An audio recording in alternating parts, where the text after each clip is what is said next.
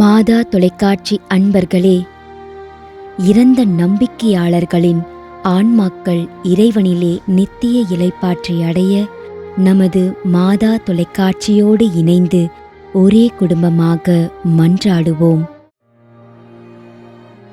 M. Suresh Yesudas, Gopalapuram, Chennai. 5ஆம் ஆண்டு நினைவஞ்சலி.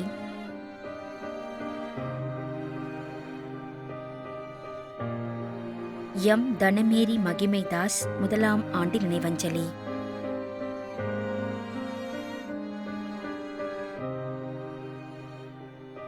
F. George, 19ஆம் ஆண்டு நினைவஞ்சலி.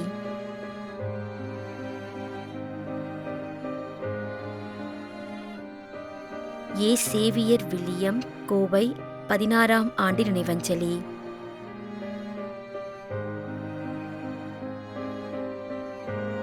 ஏ. ஜோசப், பெங்களூர், 25ஆம் ஆண்டு நினைவஞ்சலி.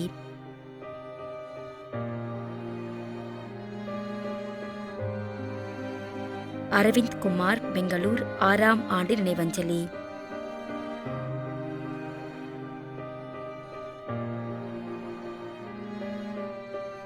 அருட்தந்தை பி. ஆல்பின் ஜஸ்டிஸ், வேலூர்.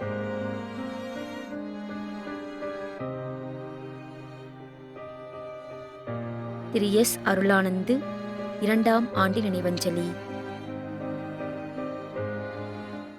மேலும் யாரும் நினையாத நம்பிக்கையாளர்களின் ஆன்மாக்களுக்காகவும் மன்றாடுவோம். தந்தை, மகன், தூய ஆவியாரின் பெயராலே ஆமென். ஆண்டவருடைய பெயராலே நமக்கு உதவி உண்டு. விண்ணையும் மண்ணையும் படைத்தவர் அவரே. அருள்வாக்கு. திருவெளிப்பாட்டு நூலிலிருந்து வாசகம். அதிகாரம் 14, இறைவார்த்தை 13. விண்ணகத்திலிருந்து ஒரு குரலை கேட்டேன். இது முதல் ஆண்டவரோடு இணைந்த நிலையில் இறப்போர் பேறு பெற்றோர் என எழுது என்று அது ஒலித்தது.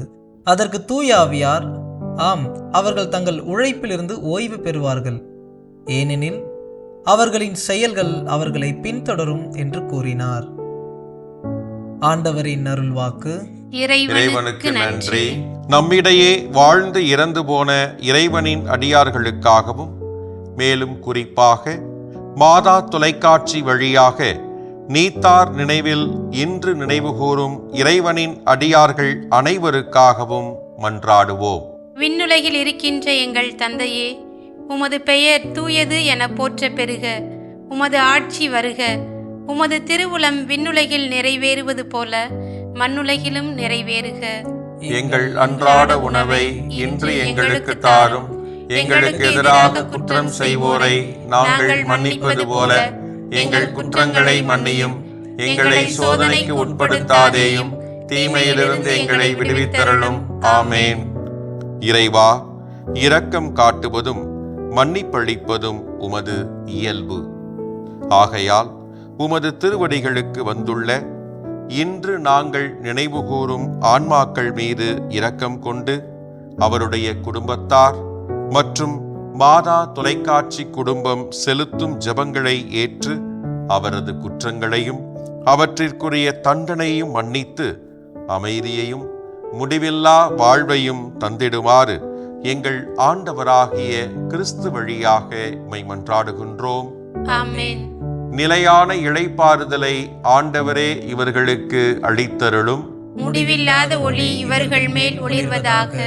இறந்த நம்பிக்கையாளர்களின் ஆன்மாக்கள் இறைவனின் இரக்கத்தினால் அமைதியில் இளைப்பாறுவனவாக.